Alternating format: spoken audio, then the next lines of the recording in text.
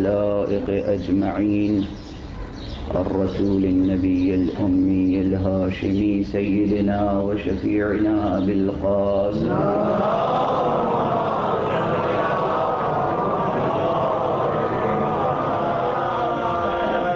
وعلى أهل بيته الطيبين الطاهرين الهداة المهديين المعصومين المظلومين واللعنة الدائمة على أعداء الدين أجمعين. أما بعد، فقد قال الله تعالى عز اسمه في محكم كتابه ومتقن خطابه: بسم الله الرحمن الرحيم. إنا كل شيء خلقناه بقدر وما أمرنا إلا واحدة كلمح بالبصر. صلوات الله.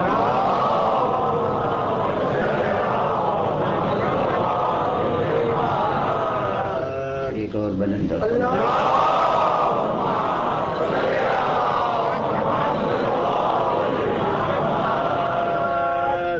برادران عزیز،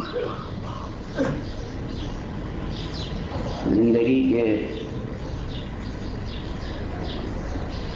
پر اعتماد اور پر اطمینان اور پر یقین اسلوب کو اختیار کرنے کے لیے افکار اور عقائد کی درستگی بہت ضروری ہے۔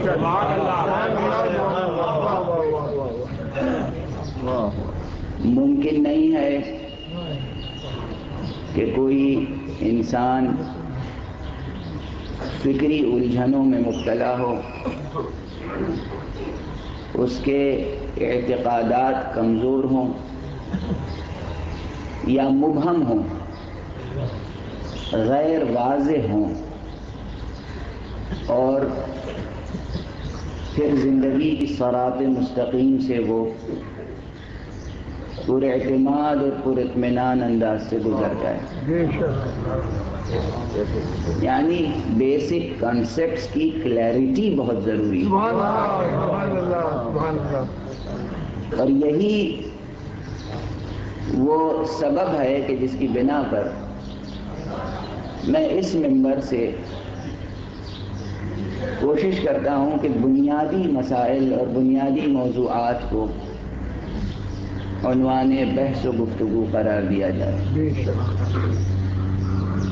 بہت سے جزئی مسائل بھی ہیں جو اپنی جگہ پر اہم ہیں، بہت سے فوری مسائل بھی ہیں جو اپنی جگہ پر اہم ہیں، اور بحمد اللہ اس ماہ اعظم میں، اس ماہ محرم الحرام میں مختلف منبروں سے پروردگار عالم کی قضا اور اس کی بنائی ہوئی قدر کے تحت ہر خطیب اپنے منبر سے کچھ نہ کچھ مفید باتیں کہہ رہا ہے۔ کسی کے پیش نظر فوری مسائل ہیں، کسی کے پیش نظر جزئی مسائل ہیں، کسی کے پیش نظر عملی مسائل ہیں، کسی کے پیش نظر فکری مسائل ہیں۔ ان تمام مسائل کی اہمیت اپنی اپنی جگہ پر مسلم ہے۔ سبحان اللہ، سبحان اللہ۔ کوئی گفتگو ایسی نہیں ہے کہ جو غیر ضروری ہو۔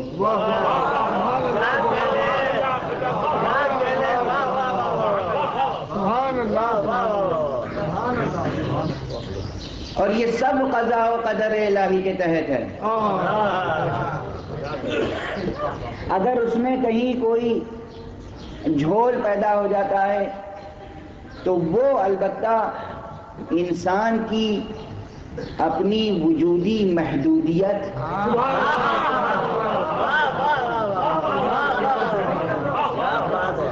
اور اس کے اپنے ماہوی نقص کی بنا پر ہے۔ اصل انسان محدود ہے، انسان ناقص ہے،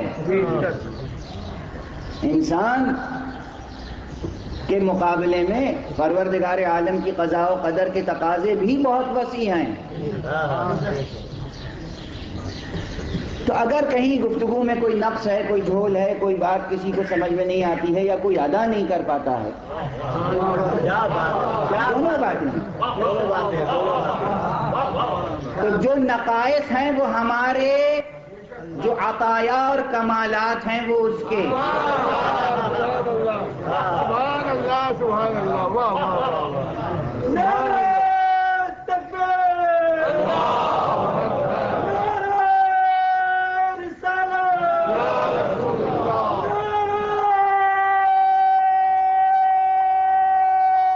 حیدری،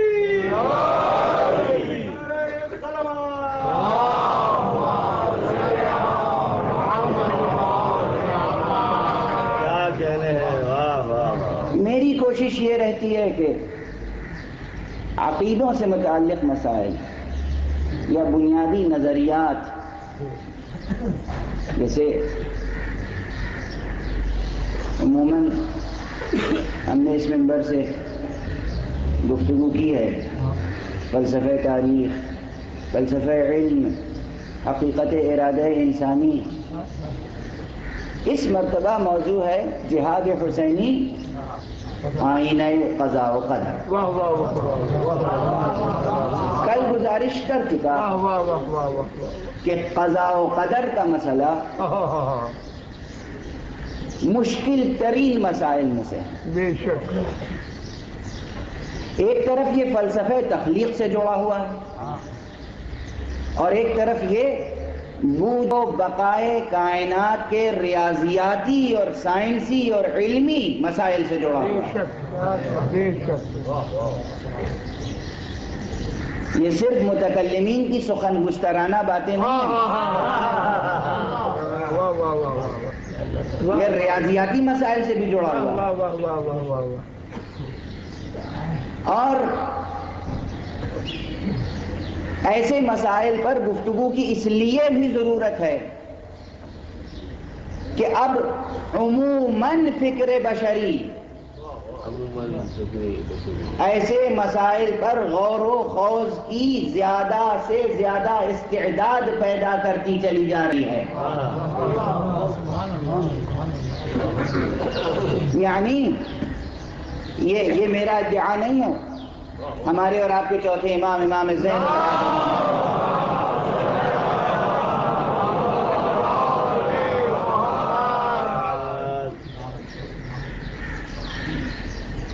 آپ کو کیا اپنے علم و دانش کا احساس ہوگا اور کیا آپ کی خود اعتمادی ہوگی؟ وہ تو ظاہر ہے اپنی جگہ پر کہ ہمارے زمانے کے دانشور حضرات گفتگو کرتے ہیں، انٹلیکچوئلس گفتگو کرتے ہیں، اور وہ پہلے اپنی آنکھوں پر کسی نہ کسی نظریے کی اینک چڑھا لیتے ہیں. سبحان اللہ سبحان اللہ سبحان اللہ واہ واہ واہ واہ واہ پہلے وہ سمجھتے ہیں کہ ہم کچھ ہیں، ہم بھی کچھ ہیں، اور پھر اپنے سرمایہ علم و دانش اور تجربے اور تحقیق کو بہت اہمیت دیتے ہیں.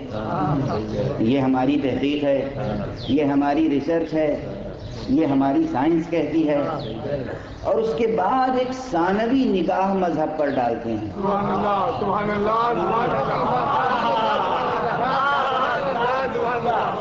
دیکھیں مذہب کیا کہتا ہے، دیکھیں دین کیا کہتا ہے. واہ واہ واہ واہ واہ واہ مولانا وہ نظریات تو یہ آ گئے، وہ قرآن مجید کیا کہتا ہے؟ یعنی گویا آپ کے ذہن میں اولیت قرآن مجید کو نہیں آئے.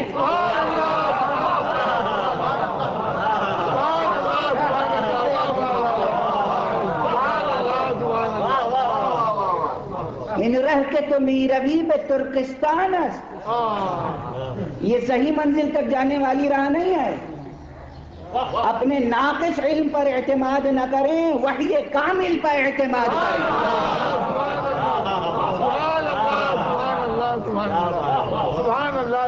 تمام نظریات کی اینکیں اتار دیں، اور جس طرح ایک صفحہ سادہ لے کر طالب علم جاتا ہے اسکول کی طرف، ایسے مکتب اہل بیت کی طرف آئیں، ایسے قرآن مجید کے مکتب میں آئیں اور پڑھیں کہ قرآن میں کیا لکھا ہے اور سنیں کہ اماموں نے کیا کہا ہے. صلوات پڑھیں محمد.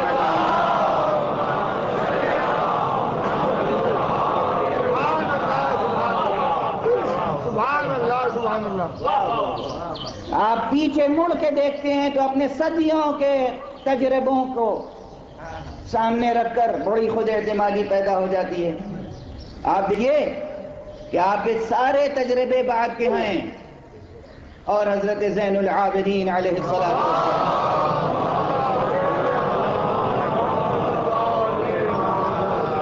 ارشاد فرماتے ہیں کہ آخری زمانے میں کچھ لوگ ایسے پیدا ہوں گے کہ جو دقیق تر اور عمیق تر تفکر کے حامل ہوں گے. رجال متعمقون، وہ گہرائی میں اترنے والے لوگ ہوں گے. وہ خود آپ کی فکری صلاحیت کی گواہی دے رہے ہیں.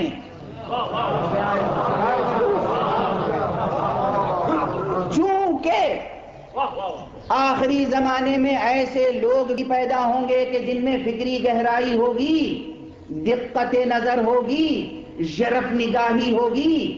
وہ باریک سے باریک مسئلے کو درک کرنا چاہیں گے، وہ نادیدہ حقیقتوں کو منکشف کرنا چاہیں گے. اسی لیے پروردگار عالم نے قرآن مجید میں سورہ حدید کی ابتدائی آیتیں اور سورہ اخلاص کو نازل فرمایا. یعنی خصوصیت کے ساتھ یہ عطیہ الہی ہے، یا یہ کہوں کہ یہ سرمشق ہے آپ کی فکری استعداد کی، کہ اگر آپ کی فکری استعداد نے ان آیات قرآنی کو سمجھ لیا تو سمجھیے کہ آپ میں فکری صلاحیت ہے، ورنہ نہیں ہے. اب یہ جو اس روایت میں ہے کہ چونکہ آخر میں آنے والے لوگ فکری استعداد زیادہ رکھتے ہوں گے، تو اب ہم تو یہی سمجھتے ہیں کہ آخری زمانہ آ چکا اور دیکھا بھی جا رہا ہے مسلسل فکری تعمق بڑھ رہا. پہلے جو سوالات علماء کے ذہن میں آتے تھے، مفکرین کے ذہنوں میں آتے تھے، وہ اب عام انسان کے ذہن میں آتے ہیں سوالات.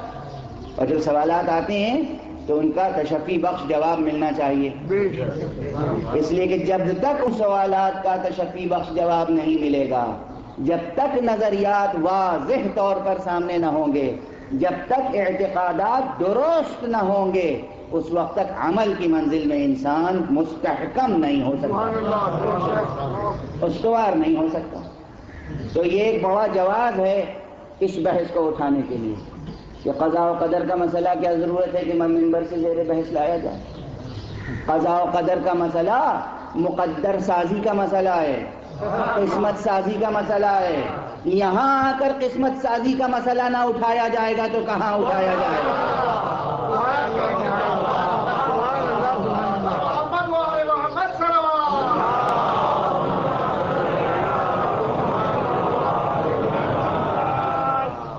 یہاں قسمتیں بنتی ہیں، یہاں قضاء الہی پوری ہوتی ہے اور قدر کے تمام خیر کے امکانات سامنے آتے ہیں. یہاں قدر میں پائے جانے والے تمام شر کے امکانات مٹتے چلے جاتے ہیں. قضاء الہی یہ ہے کہ اس کی بندگی ہو، لیکن انسان کیسے کیسے بندگی کرتا ہے، یہ دامن قدر ہے جو پھیلا ہوا ہے.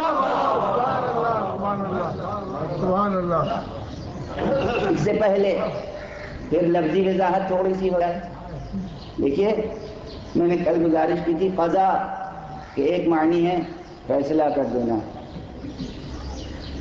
اور کلی طور پر قدر کے معانی میں ایک معنی ہے اندازہ، تخمینہ، اور اس میں بھی ایک معنی حکم کے بھی ہیں.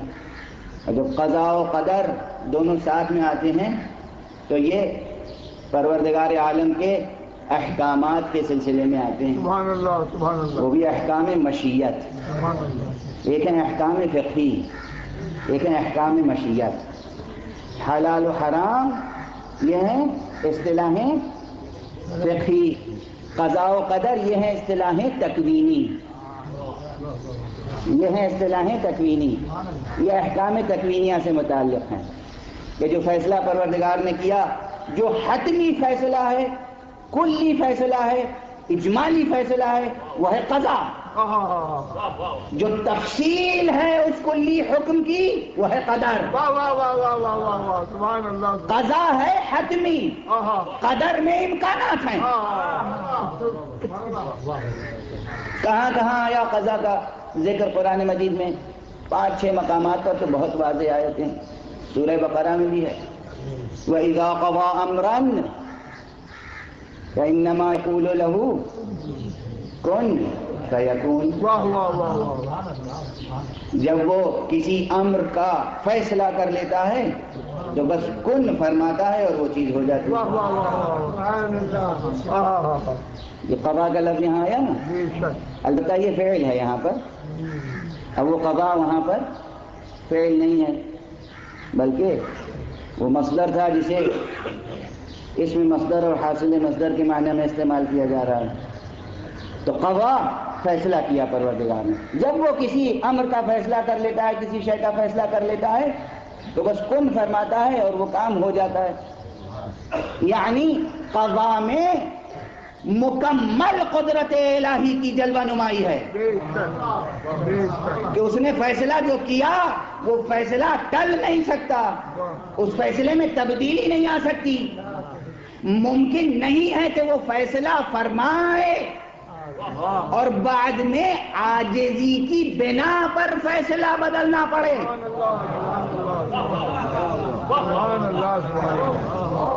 وَإِذَا قَضَىٰ أَمْرًا فَإِنَّمَا يَقُولُ لَهُ كُن فَيَكُونُ۔ سورہ آل عمران میں بھی ہے، یہ غالباً سورہ بقرہ کی 117ویں آیت ہے، اور سورہ آل عمران میں 47ویں آیت دیکھ لیجئے گا، یہی الفاظ ہیں، کلمات ہیں۔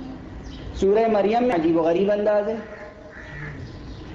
خدا کی قسم بلاغت قرآنی پر جس قدر غور کیجئے، دیکھیے سورہ بقرہ میں آیا واو کے ساتھ وَإِذَا قَضَىٰ أَمْرًا، اس کے بعد تمام الفاظ بعینہ و بجنسہ ہی ویسے ہی ہیں، وَإِذَا قَضَىٰ أَمْرًا فَإِنَّمَا يَقُولُ لَهُ كُن فَيَكُونُ۔ سورہ آل عمران میں فے سے بات شروع ہوتی ہے، فَإِذَا قَضَىٰ، اور سورہ مریم میں اس سے پہلے ایک ٹکڑا رکھا گیا ہے، سبحانہ اذا قضا امرا، پاک ہے اور پاکیزہ ہے اور مقدس ہے وہ کہ جو جب کوئی فیصلہ کر لیتا ہے تو پھر اسے کن کہتا ہے اور وہ ہو جاتا ہے۔ سورہ مریم میں پاکیزگی پروردگار کا تذکرہ کرنے کی ضرورت کیوں پیش آئی؟ اس لیے کہ وہاں ایک ایسے فیصلے کا تذکرہ ہے جہاں یقین تھا کہ دامن الہی کو آلودہ کیا جائے گا۔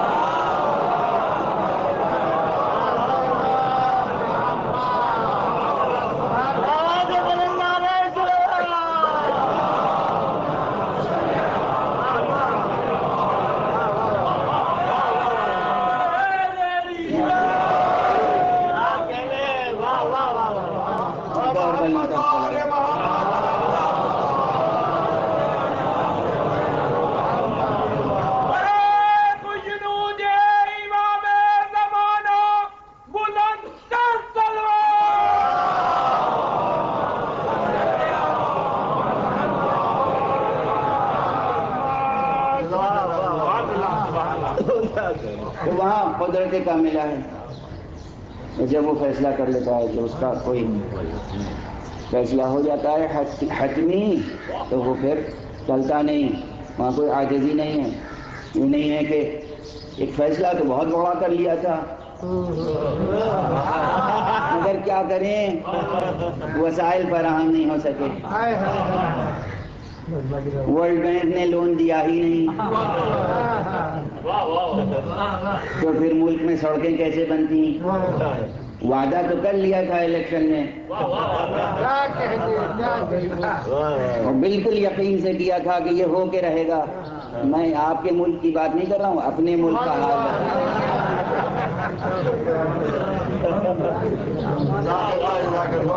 وہاں کی بات کر رہا ہوں، یہاں کی مجھے کوئی خبر نہیں ہے.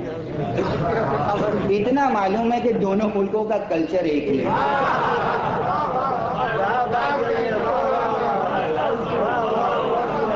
اور اسی لیے اتحاد کی ضرورت بھی ہے. ایک ہیں تو خامخواہ کیوں بٹے رہیں؟ اور جب ہر طرح کا مزاج یکساں ہے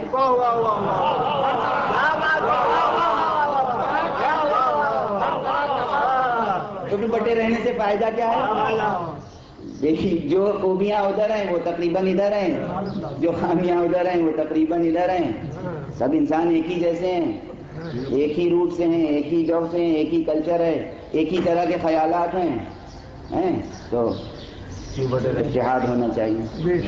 اتحاد کی ضرورت اپنی جگہ پر مسلم ہے. اتحاد وہ اچھی چیز ہے کہ جس کی ضرورت صحیح طریقے سے سوچیے تب بھی سمجھ میں آتی ہے، غلط طریقے سے سوچیے تب بھی.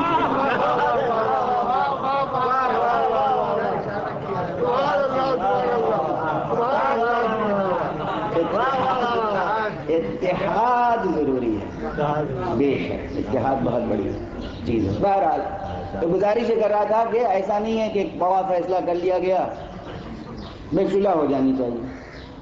اور اس کے بعد معلوم ہوا کہ پوری قدرت ہمارے ہاتھ میں تھوڑی تھی، وہ ڈور تو کہیں اور سے ہل رہی تھی. سبحان اللہ سبحان اللہ سبحان اللہ سبحان اللہ سبحان اللہ. تو انہوں نے ایک مرتبہ کہا کہ بھئی اتنی جلدی تھوڑی کہا تھا صلح کر لینے.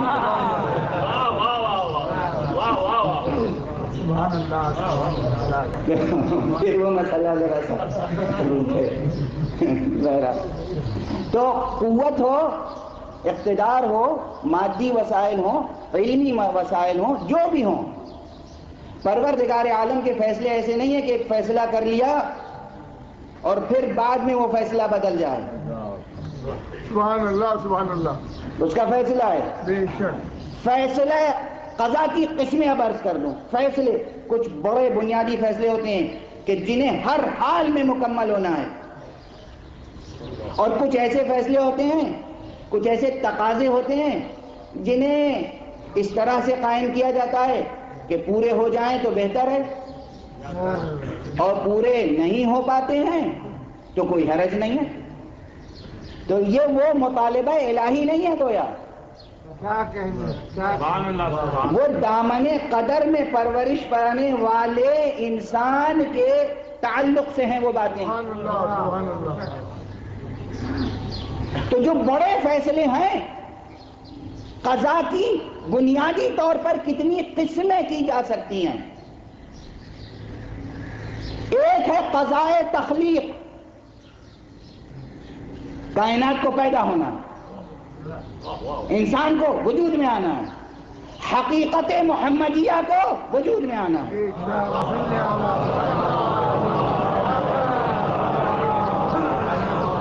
نور علوی کو وجود میں آنا ہے، ظہور میں آنا ہے. یہ ہے قضائے تخلیق. بے شک. اب کچھ بھی ہو، جب وہ فیصلہ کر لے گا کہ کسی کو وجود میں آنا ہے تو وہ وجود میں آ کر رہے گا. فیصلہ ہے پروردگار کا کہ موسیٰ پیدا ہو. اب فرعون کچھ بھی کر لے،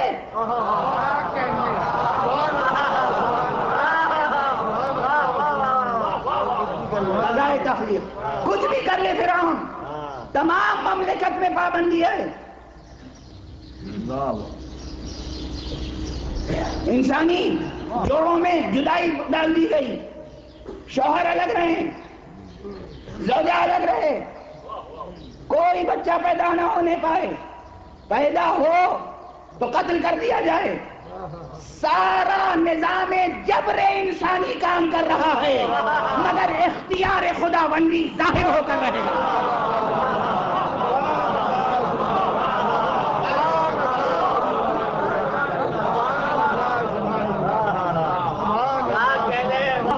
جبر انسانی ہے اور وہ اختیار الہی. یہ مشیت تخلیق ہے، یہ مشیت تخلیق. موسیٰ وجود میں آ کر رہیں گے، فیصلہ ہے پروردگار کا. اور ذرا اوپر کی مثال لے لیں, مشیت تخلیق. انی جاعل فی الارض خلیفہ, میں زمین پر خلیفہ بنانے والا ہوں. یہ جعل اور تخلیق کا مرحلہ ہے. اب فلسفے میں جو دقتیں ہیں وہ الگ, خلق اور جعل اور ایجاد میں جو اصطلاحی فرق ہے وہ ظاہر ہے کہ یہاں زیر بحث لانے کی چیز نہیں ہے. میں بنا رہا ہوں, میں پیدا کر رہا ہوں اپنا خلیفہ. اعتراض عالم ملکوت سے آیا, اتجعل فیہا من یفسد فیہا, کیا ایسے کو خلیفہ بنائے گا زمین پر کہ جو فساد برپا کرے. اعتراض ہوا مگر فیصلہ خداوندی میں تبدیلی نہیں آئی.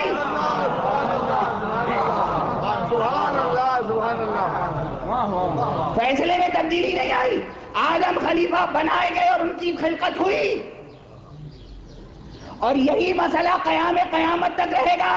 خدا اور خدا کا رسول جسے چاہے گا خلیفہ بنائے گا.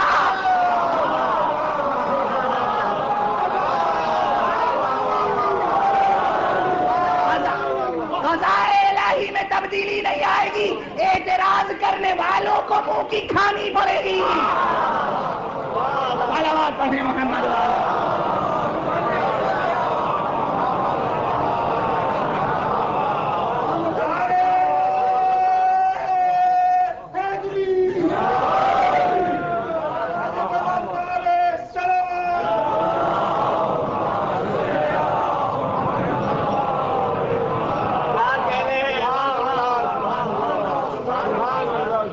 ابھی یہ مسئلہ قضاء تخلیق کے حوالے سے. اچھا, آدم کو قضاء الہی تھی تو نہ ماں نہ باپ پیدا ہو گئے. وسائل کن چیزوں کا نام ہے؟ کیا ہیں وسائل؟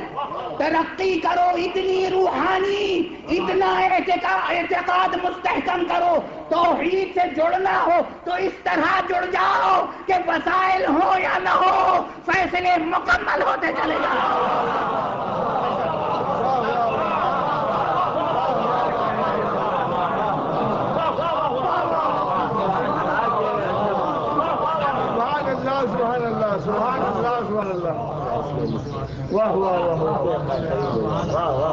دیکھیے ممبر کی گفتگو ہے, مثال دے رہا ہوں.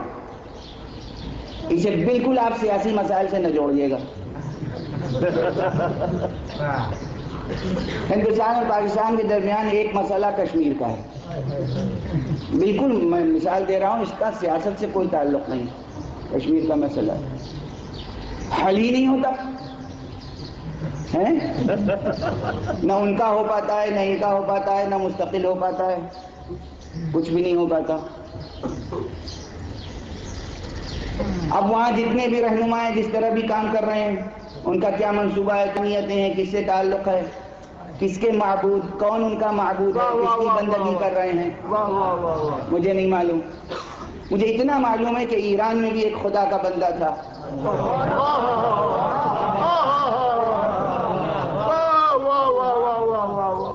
اور 1,500 سال کی مستحکم بادشاہت, 2500 سال کی مستحکم بادشاہت, خزانہ, فوج, اسلحے, دنیا کی بڑی طاقتوں سے ربط و تعلق. فرعون موسیٰ میں اور فرعون عصر خمینی میں کوئی زیادہ فرق نہ تھا.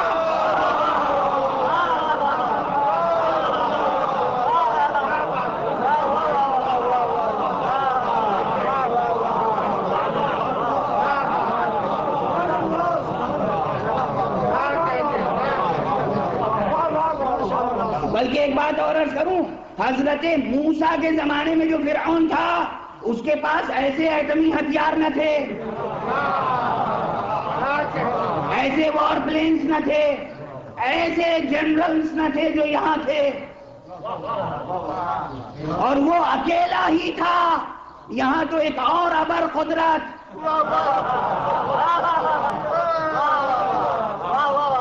وہ اکیلا فرعون تھا یا اس فرعون کے اوپر ایک فرعون تھا؟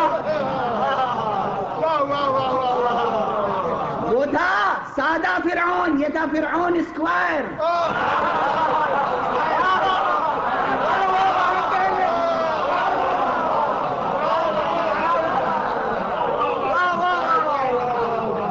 ارے فرعون ایران کو فرعون امریکہ سے دے لیجیے،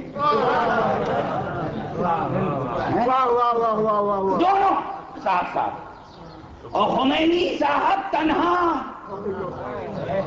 کیا سرمایہ تھا ان کا؟ اعتقاد خدا۔ کیا سرمایہ تھا؟ یقین قضا و قدر پر۔ کیا سرمایہ اور وسیلہ تھا؟ نماز شب۔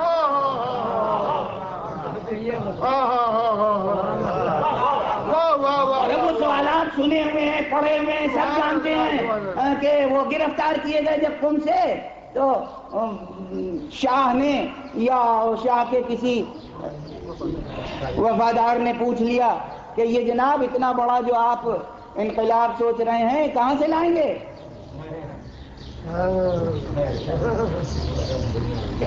کہاں سے لائیں گے؟ آپ کے ساتھ کوئی طاقت ہے؟ امریکہ آپ کا ساتھ دے رہا ہے؟ لا حول ولا قوت الا باللہ۔ روس آپ کے ساتھ ہے؟ لا حول ولا قوت الا باللہ۔ فرانس آپ کے ساتھ ہے؟ لا حول ولا قوت الا باللہ۔ آپ کی فوج کہاں ہے؟ موسیٰ اور فرعون کی داستان نظر میں تھی نا؟ موسیٰ کے انقلاب کو روکنے کے لیے ماں کی گود میں بچے ذبح کیے گئے تھے۔ خمینی صاحب نے کہا آج جو ماں کی گودوں میں بچے ہیں یہ میری فوج ہے۔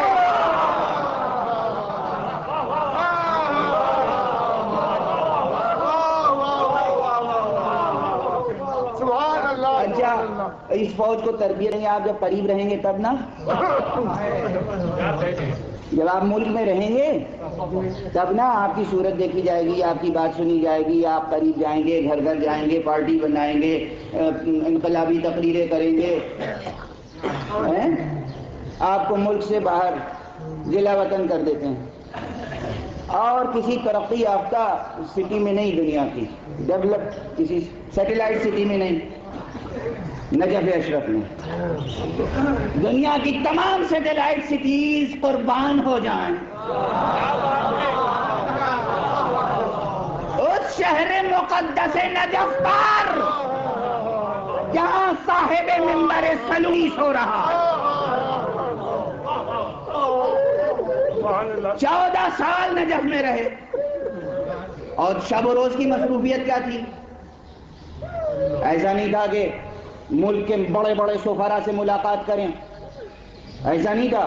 ان سے ملاقات، آج جرمنی کے سفیر سے ملاقات ہے، آج فرانس کے سفیر سے ملاقات ہے، آج ان سے نیگوشیشنز ہیں، آج ان سے سربراہوں کی ملاقات ہے، آج یہ منصوبہ بنا، اور آج معلوم ہوا کہ روز آنا صبح 9 بجے حرم میں موجود ہیں امیر المومنین علیہ السلام کی جالی پکڑ کر، السلام علیکم یا امیر المومنین، اور کہ ایک معمولی انسان جالی کے سوراخوں میں ہاتھ ڈال کر دعا کرتا ہے۔ ایک بات ہے بدر و خیبر، ہمارا وسیلہ کوئی بھی نہیں ہے۔ اور اس کے بعد پھر یہی درس فقہ و اصول، یہی قال اللہ و قال رسول اللہ، اور نماز شب، اور طلبہ کی تربیت، اور بغیر کسی باڈی گارڈ کے، بغیر کسی سپاہ اور لشکر کے، جناب والا شہر میں نقل و حرکت، پیادہ پا گھر سے حرم تک چلے آ رہے ہیں اور زیارت کر کے چلے جا رہے ہیں، اور موسم کا بھی کوئی خیال نہیں ہے، آندھی ہے، بارش ہے، طوفان ہے، جو بھی موسم ہے، مگر آقا کے در پہ حاضری ضروری ہے۔ تو اب ایک ایسے شہر میں رہ رہے ہیں اور وہاں گود میں پلنے والے بچوں کو نصاب کیا پڑھایا جا رہا ہے؟ وہی شاہی حکومت کا نصاب، وہی سلیبس، وہی ملک کا ٹیلی ویژن ہے، وہی ریڈیو ہے، وہی اخبارات ہیں، سب کچھ ویسا ہی ہے، مگر جو فیصلہ قضاء و قدر نے کیا تھا وہ مکمل ہو کے رہا، اس مرد با خدا کی آوازیں پہنچتی رہیں اور انقلاب اسلامی آ کے رہا۔ تو بہرحال مثال کے طور پر درمیان میں گفتگو آ گئی تھی۔ موضوع میرا یہ ہے کہ آج صرف قضاء تخلیق کو اگر آپ سمجھنا چاہیں، جو فیصلہ وہاں سے ہو جائے، آدم بغیر وسیلہ مادر و پدر دنیا میں آ گئے، کوئی وسیلہ نہیں۔ جناب موسیٰ دنیا میں آ گئے، جناب عیسیٰ، قضاء تخلیق فیصلہ ہے خدا کا کہ بچے کی ولادت ہوگی تو ہوئی، اور اب یہ فیصلہ کل بھی اشارہ کر چکا کہ زمان، مکان، حالات، قواعد سب میں ہر طرح قضاء تخلیق ظاہر ہوتی ہے۔ بغیر ماں باپ کے وجود میں آنا ہے تو آدم آ جائیں گے، بغیر باپ کے وجود میں لانا ہے عیسیٰ آ جائیں گے، ماں باپ کے ہوتے ہوئے مگر دشوار حالات میں وجود میں آنا ہے، موسیٰ کی ولادت ہو جائے گی۔ تمام عالم میں بت پرستی ہو رہی ہوگی مگر مصطفیٰ جیسا موحد آنا ہے تو وہ مکے میں بھی پیدا ہو جائے گا۔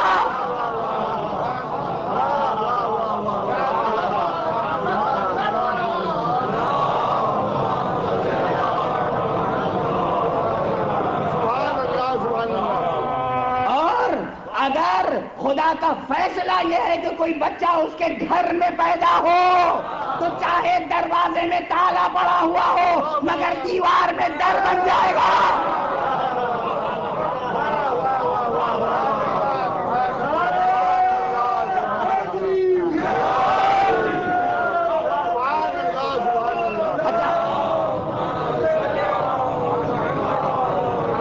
یہ سب ہو رہا ہے قضاء تخلیق کے تحت۔ بغیر ماں باپ کے وجود میں آنا ہے تو آدم، بغیر باپ کے تو عیسیٰ، ماں باپ کے ہوتے ہوئے مگر دشوار حالات میں موسیٰ، زمان و مکان کے شرائط اگر دشوار ہو تو مصطفیٰ و مرتضیٰ کی ولادت ہے۔ اور اگر مشیت تخلیق یہ ہو کہ کوئی بچہ پیدا ہو مگر کسی کو نظر نہ آئے، بچہ پیدا ہوگا، دامن غیب میں پرورش پائے گا، دنیا حیرت سے تلاش کرے گی اور وہ قیامت سے پہلے ظہور کرے گا۔ صلوات پڑھیں محمد۔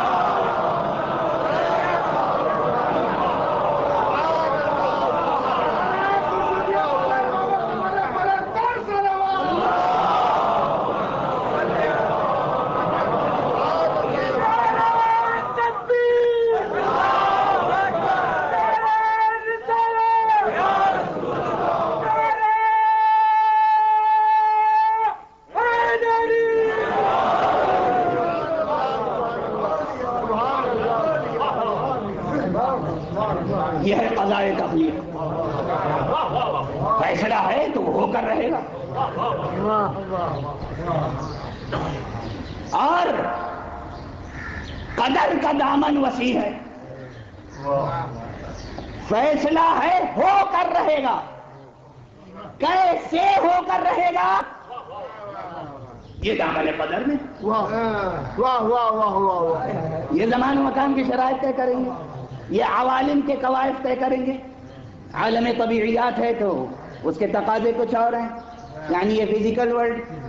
عالم برزخ ہے یعنی سیمی فزیکل ورلڈ، تو وہاں کے شرائط الگ ہیں۔ اور عالم معنویات ہے میٹا فزیکل ورلڈ، تو وہاں کے شرائط اور تقاضے الگ ہیں۔ فیصلہ ہے تو ہو کر رہے گا، یہ ہے قضاء تخلیق۔ دوسری چیز قضاء بندگی، وَقَضَىٰ رَبُّكَ أَلَّا تَعْبُدُوا إِلَّا إِيَّاهُ وَبِالْوَالِدَيْنِ إِحْسَانًا۔ پروردگار کا فیصلہ یہ ہے کہ کسی کی بندگی نہ ہو سوائے خدا کے، تو بندگی ہوگی، یہ نہیں کہ بندگی کا سلسلہ رک جائے. دامن قدر اتنا وسیع ہے کہ اب تمہاری بینش، تمہاری بصیرت، تمہارے فیصلوں، تمہارے اختیارات کا بھی امتحان ہو جائے گا کہ بندگی کیسے کرتے ہو، بندگی کا سلیقہ کس سے سیکھتے ہو، بندگی کے اصول کس سے سیکھتے ہو. بت پرست بھی یہ کہتے ہیں کہ ہم ان بتوں کو تھوڑی پوج رہے ہیں، ان بتوں کو نہیں پوج رہے ہیں. پرستش جس کی ہم کرتے ہیں وہ تو خالق کل ہے، وہ نراکار ہے. ہم اپنے دیش کی بھاشا سے بھی واقف ہیں، وہ نراکار ہے. ہر زبان میں معنویتیں بھی ہوتی ہیں. آپ ہر زبان میں فلسفہ بھی تخلیق کر سکتے ہیں، فکشن بھی اور سٹائر بھی. بات یہ ہے کہ آپ کو زبان پر کتنی قدرت ہے اور آپ کی فکر کدھر جا رہی ہے. سبحان اللہ سبحان اللہ. تو پروردگار عالم وہاں بھی تصور یہ کہ ایک ہے، واحد ہے، اور اس کی کوئی شکل و صورت نہیں ہے، جسم نہیں رکھتا، زمان و مکان میں مقید نہیں ہے. کہ معبود تو وہی ہے، خالق وہی ہے، مگر اس تک پہنچنے کے لیے ہم انہیں وسیلہ بناتے ہیں. کوئی یہ کہتا ہے، کوئی یہ کہتا ہے کہ وسیلے کی بات نہیں ہے، اصل میں یہ صرف سامنے رکھتے ہیں کچھ کنسنٹریشن کے لیے تاکہ توجہ ادھر ادھر بھٹک نہ جائے. ارے توجہ ایک سامنے پتھر رکھ لینے سے جمع ہوگی، یا توجہ ایک معنوی شے ہے اور اس میں معنوی نصب العین ہونا چاہیے، معنوی نصب العین ہونا چاہیے. عالم اسلام کے مشہور اور معروف اور بزرگوار عارف جنہیں بہت سے حضرات بہت اہمیت دیتے ہیں، جناب صاحب فصوص الحکم. اور چونکہ فصوص الحکم نام کی بھی دو کتابیں، ایک فارابی کی اور ایک ابن عربی کی، تو اس لیے وضاحت و صراحت ضروری ہے کہ یہ جو میں کہہ رہا ہوں صاحب فصوص الحکم یعنی محی الدین اکبر ابن عربی، انہوں نے ایک مقام پر بت پرستی کو جائز قرار دے دیا ہے. فصوص میں جائز قرار دے دیا ہے. اصل میں تو وہ بندگی خدا ہی کی کر رہے ہیں، انہیں تو سامنے رکھ لیا ہے انہوں نے. اور ظاہر ہے کہ اس نظریے کے تختے کے لیے کسی تعامل کی گنجائش نہیں ہے. غلط ہے یہ نظریہ. اگر بت پرستی بھی قابل تحمل مزاج توحید ہوتی تو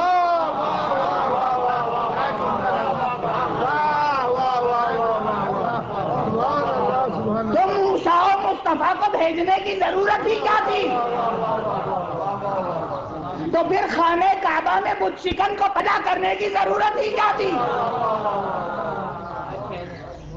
پیدا ہی اس لیے کیا گیا تھا کہ قضائے بندگی بھی ظاہر ہو جائے. مولا علی کی ولادت کے ساتھ قضائے تخلیق بھی سامنے آتی ہے اور قضائے عبودیت کا بھی فیصلہ ہو جاتا ہے. اس لیے کہ یہ اپنے ہاتھوں سے دوش مصطفیٰ پر چڑھ کر خانہ کعبہ کی چھت کے بتوں کو تو بعد میں توڑیں گے. جیسے ہی یہ بطن مادر سے وجود میں آئے انہوں نے پیشانی زمین پر رکھی. اب مجال نہ تھی بتوں کی کہ وہ خانہ کعبہ کے طاقوں میں سجے رہتے، سب کے سب زمین پر آ گئے. لا الہ الا اللہ حقا حقا صلوات محمد.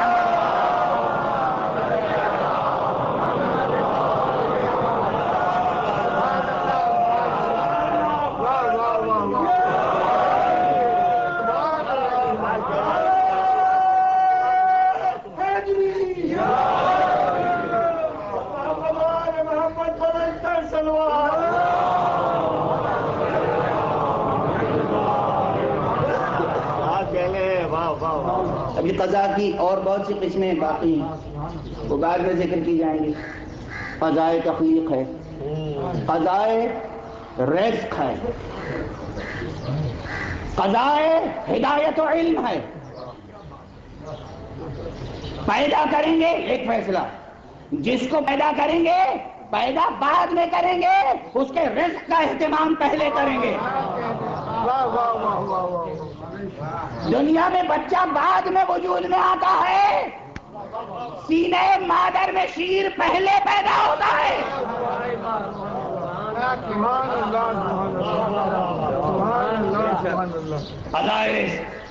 قضاء ہدایت، خطا کار انسان بعد میں پیدا ہوں گے، معصوم خلیفۃ اللہ پہلے پیدا ہوگا۔ وہیں پہ اگر انی جاعل فی الارض خلیفہ کے مرحلے کو پوری طرح سمجھ لیا جائے تو یہ ہمیشہ بات سمجھ میں آئے گی کہ معصوم کا وجود پہلے ہوتا ہے، اس کی خلافت کا اعلان بعد میں ہوتا ہے۔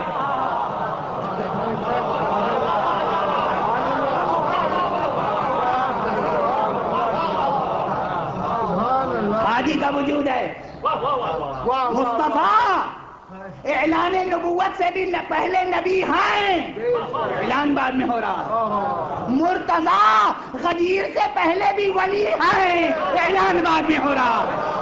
صلوات پڑھتے محمد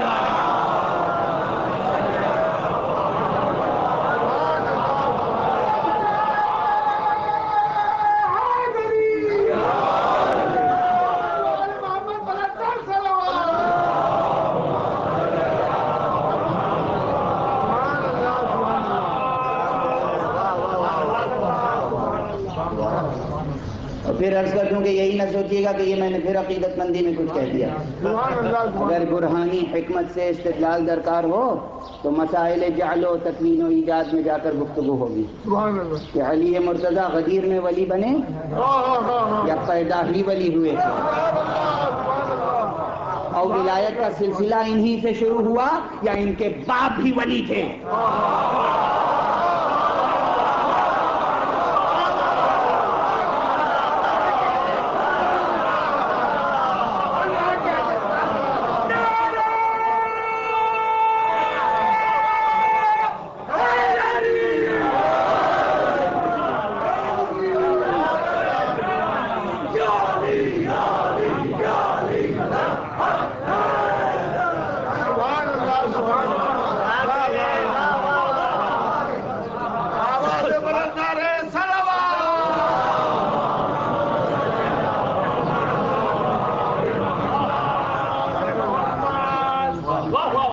یہ جملہ تقریباً 10-12 سال قبل میں نے لکھنؤ میں غفران آپ کے امام باڑے میں کہا تھا کہ جو لوگ ایمان حضرت ولی اللہ ابو طالب کو زیر بحث لاتے ہیں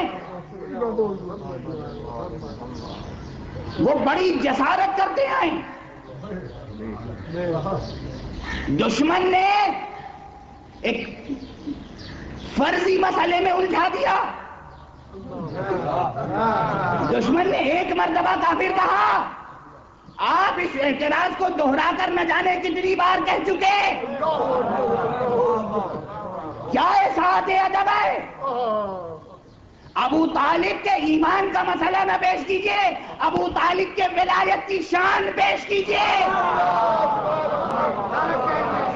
ایمان اس کا زیر سوال لائیے جو ان کی ولایت کا بھی قائل نہ ہو۔ علی تنہا ولی نہیں، ولی ابن ولی کا نام ہے۔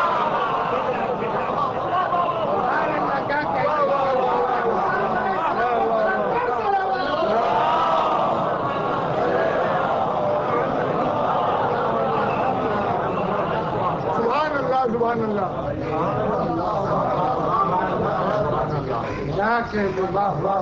علی ولی ابن ولی کا نام ہے۔ دیکھیے ایک مثال اور عرض کروں، آپ سب نے سنا ہوگا کہ دولت ایمان سے کمال نورانیت حاصل کرنے والے ایک سلمان بھی ہیں۔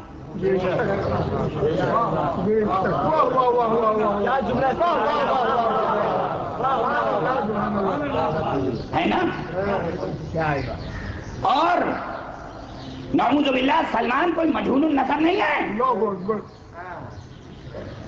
مجہول النسب دولت ایمان کو مس بھی نہیں کر سکتا.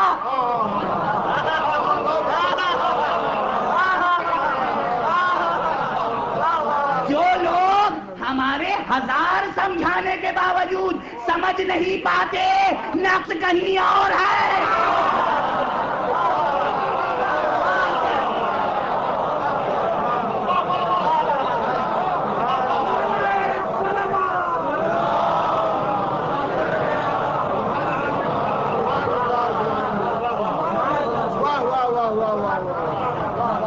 سلمان مجہول النسب نہیں ہے. سلمان معروف اور مشہور خاندان کے فرد ہیں. ان میں وصایت حضرت عیسیٰ کا سلسلہ جاری ہے. مگر دولت ایمان حاصل ہو جانے کے بعد اکثر کہا کرتے تھے جب لوگ پوچھتے تھے سلمان تمہارے والد کا کیا نام تھا تو کہتے تھے انا سلمان ابن اسلام. میں سلمان ہوں اب اسلام کا فرزند. مجھے میرے باپ کا نام یاد نہ دلاؤ. مگر یہ علی ہے جو ابو طالب جیسے ولی کا بیٹا ہے. خود بھی جب تعارف کراتا ہے تو کہتا ہے میں ابو طالب کا بیٹا ہوں.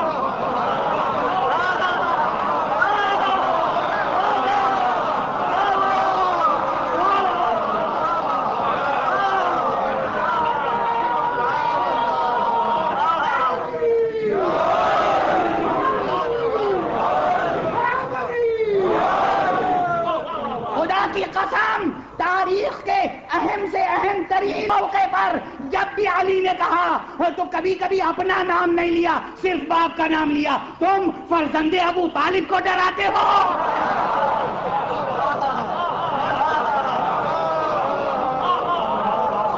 تم ابو طالب کے بیٹے کو بلاتے ڈراتے ہو اسے خوف دلاتے ہو موت کا. اور نہ صرف یہ کہ علی کہتے رہے. ارے میدان غدیر میں ولایت کے اعلان کے بعد جب لوگوں نے تہنیت پیش کی تو بھی یہی کہا بخن بخن لکا یا ابن ابی طالب. ارے مبارک ہو اے ابو طالب کے بیٹے. تمہارے باپ بھی ولی تھے تم بھی ولایت پر فائز ہو گئے. صلوات پڑھیں.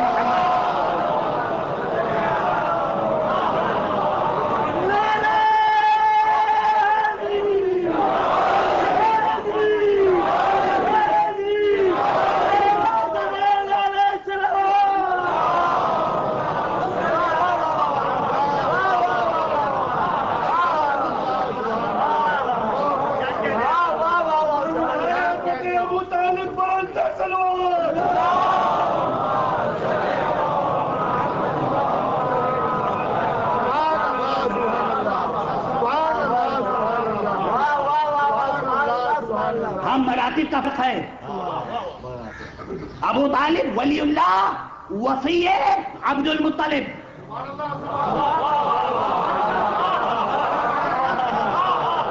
علی ولی اللہ وصی مصطفیٰ.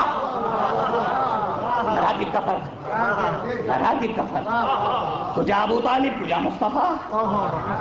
یہ فرق ہے. حفظ مراتب خیال میں رہے. بس ذہنوں کو ذرا صاحب آپ کے اس مسئلے کی طرف لائیں. یہ تو درمیان میں بات آتی چلی گئی.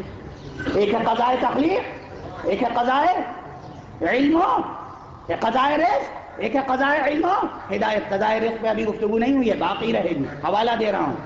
اسی طرح ایک ہے قضائے جزا و پاداش.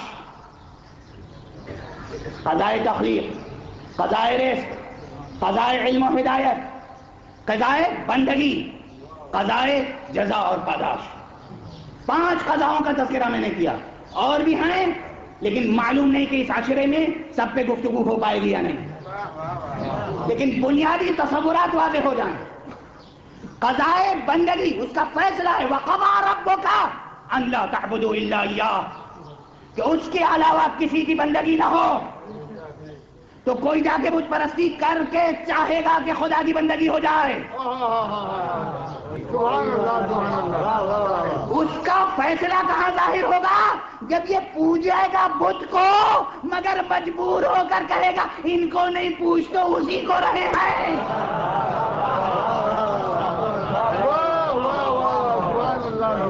یعنی خدا کی قسم یہ اس کا فیصلہ ظاہر ہو رہا ہے ان کے لبوں پر.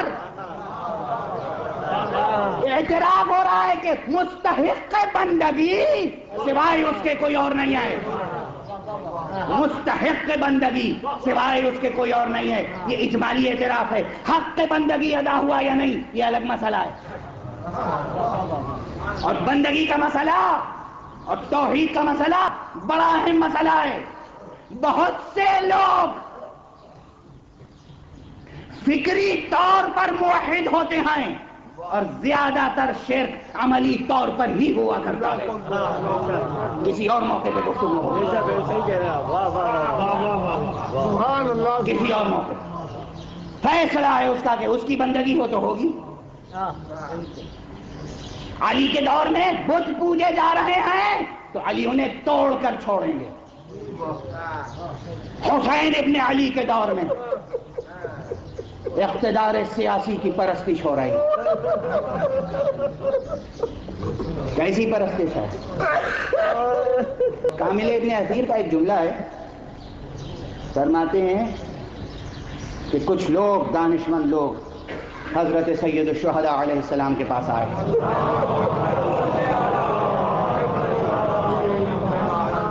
اور انہوں نے ایک جملہ کہا ہے سمجھاتے ہوئے کہ فرزند رسول آپ سید عرب ہیں, آپ فرزند رسول ہیں. جنہیں آپ کی معرفت ہے وہ آپ کی منزلت کو پہچانتے ہیں. فرزند رسول کوفے نہ جائیں. پوری تقریر کے آخر میں ایک جملہ ہے واللہ ان ہلکت لنسترقن بعدک. اگر آپ خدا نخواستہ ہلاک ہو گئے یعنی آپ نے وفات پائی تو ہم سب غلام بنا لیے جائیں گے. رقیت واپس آ جائے گی اسلام میں. یہ سب احساس کر رہے تھے. یعنی جو فطری اور بنیادی اور پیدائشی آزادی ہے وہ سلب ہو جائے گی. اور یہی ہوا. مدینے میں جب فوج آئی ہے یزید کی تو بیعت کس بات پر ہوتی تھی؟ غلامی پر. ہم سب غلام ہیں, بندے بے دام. اب اندازہ ہوا کہ سید الشہداء علیہ السلام کے دور میں قضائے بندگی کا مسئلہ تھا. قضائے بندگی کو مکمل طور پر ظاہر ہونا تھا کہ تمام جبر انسانی کے باوجود قضائے خدا بندی کیسے ظاہر ہوتی ہے. تو حسین نے مدینہ چھوڑا, مدینہ چھوڑا, مکے آئے. اور اب حالات مختلف تھے. مکے میں پتھر کے بتوں کی پرستش کو ختم کیا جا چکا تھا. اب مکہ و منا سے آگے کی کوئی منزل چاہیے تھی تاکہ ذہن انسانی کو وہ عملی قوت مل جائے کہ کسی طاغوت وقت کا بندے بے دام نہ بن سکے, کسی حاکم وقت کا بندے بے دام نہ بن جائے. سید الشہداء مکے سے کربلا کی طرف چلے. آج 2 محرم.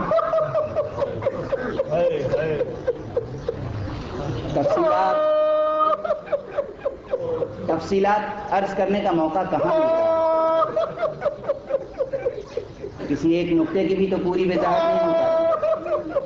کسی واقعے کو تفصیل سے کیا عرض کریں گے. ابھی مدینے سے نکلنے کے پورے حالات نہیں بیان کر سکا میں. مکے کے حالات, مکے میں جو گفتگویں ہوئی, مکے میں جو آپ نے تربیت عقول اور تہذیب و تزکیہ نفوس کے درس دیے, تاریخ میں ہیں. چھوٹے چھوٹے جملے ہیں مگر ہیں. ان چھوٹے چھوٹے جملوں پہ بھی توجہ کی ضرورت ہے. اس کو سمجھنے کی ضرورت ہے، اس کی تشریح و تبیین کی ضرورت ہے، تفسیر کی ضرورت ہے۔ ہمارے دانشور یونیورسٹیوں میں کام کرنے والے، شعبہ عربی کے، شعبہ اسلامیات کے لوگ متوجہ ہوں، وہ متنبی پہ کام کرتے رہتے ہیں، وہ حماسہ پہ کام کرتے رہتے ہیں، ہمارے ادبا غالب پہ کام کرتے رہتے ہیں، اقبال پہ کام کرتے رہتے ہیں۔ ارے رسول اور آج رسول کے چھوٹے چھوٹے کلمات بہت توجہ کے مستحق ہیں، ان کی تشریف کیجئے، ان کی وضاحت کیجئے، ان کی تبیین کیجئے، ادب کا بھی فائدہ ہوگا، عقل انسانی کا بھی فائدہ ہوگا، علم کا بھی فائدہ ہوگا، اعتقاد کا بھی فائدہ ہوگا، تمام عالم انسانیت کا فائدہ ہوگا۔ یہ سب رہ گئے، اشارہ عرض کر رہا ہوں۔ سید الشہداء مکے میں جب رکھے بہت آپ نے ملاقاتیں فرمائیں، لوگ جوق در جوق فرزند رسول کی زیارت کے لیے آتے تھے، اور اس کے بعد چلے ہیں، قدم قدم پہ درس دیے ہیں، کہیں اصول دین کا درس ہے، کہیں فروع دین کا درس ہے، کہیں کوئی مسئلہ پوچھتا ہے تو بیان کرتے ہیں، کہیں خود سے ہدایت دیتے ہیں۔ فرزدق نے مسائل پوچھے تو اس کی ہدایت فرمائی، زہیر قین ذرا ہٹ کے چل رہے تھے، خود بڑھ کے گئے ہدایت دینے کے لیے، زہیر کو ساتھ لیا، کارواں آگے بڑھا۔ 2 محرم کو ایک منزل پر حسین کا گھوڑا آ کے رکا، چلتے چلتے جو سواری کا گھوڑا رکا، یہ قضاء الہی کا اظہار ہے۔ اور یہ نہ سمجھیے گا کہ حسین بے خبر ہے، نہیں، حسین بے خبر نہیں ہے، حسین کے بعض اصحاب بھی خبر رکھتے ہیں، اس دور کے محدثین کو خبر ہے۔ اسی مقام سے جہاں حسین کا گھوڑا رکا ہے، جب جنگ صفین میں امیر المومنین گئے تھے تو چلتے چلتے ایک مرتبہ گھوڑے کو روکا اور زمین پر آئے، 2 رکعت نماز پڑھی اور سجدے میں پیشانی سجدے میں رکھ کر دیر تک گریہ کرواتے رہے،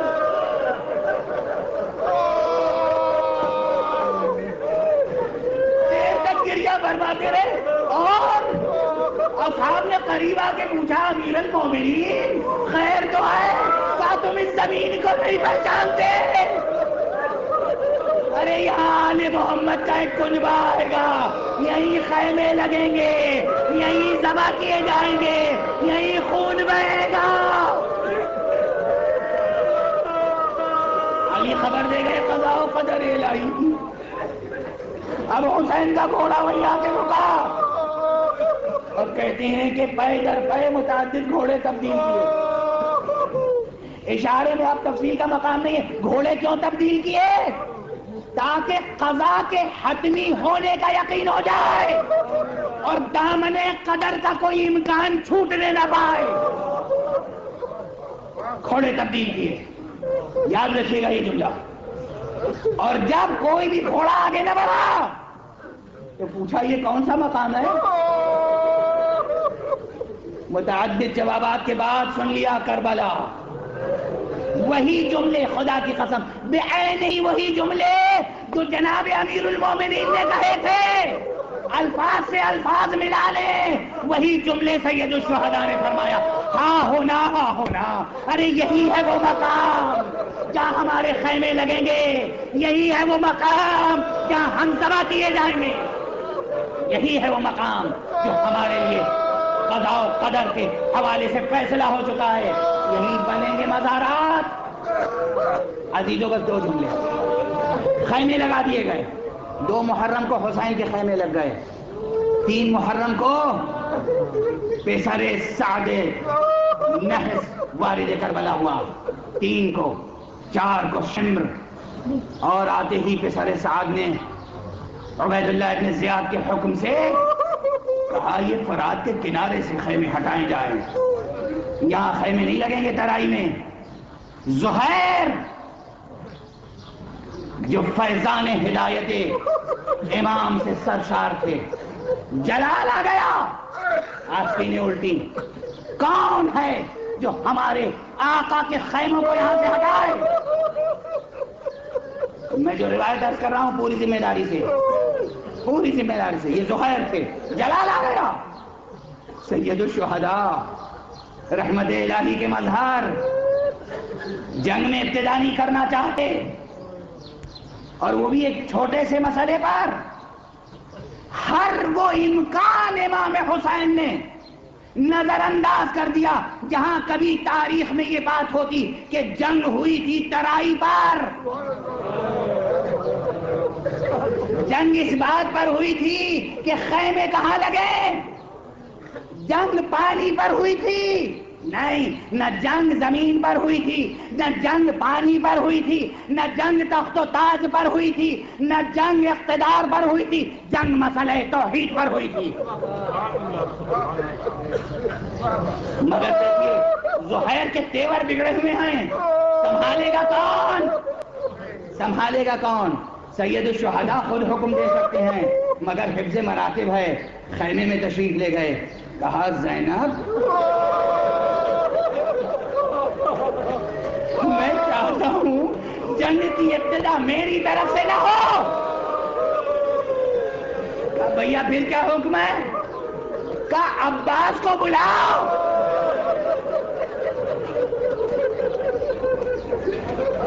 اور عباس سے کہو کہ زہیر کو قابو میں کر لے۔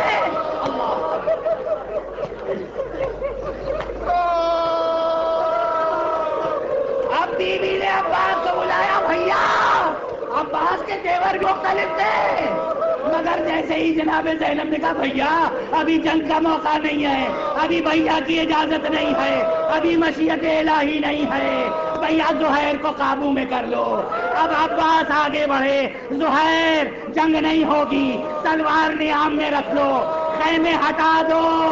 اب گزارش کروں گا آقا آج ترائی سے آپ ہٹا رہے ہیں خیموں کو، ارے ایک وہ وقت آئے گا جب ترائی پر قبضہ کرنے کے لیے آپ کو بڑی جنگ کرنی پڑے گی، بازو قلم کیے جائیں گے، فرق اقدس پر ارے ضرب لگے گی۔ انا للہ و انا الیہ راجعون، رضا بقضائہ و تسلیمہ۔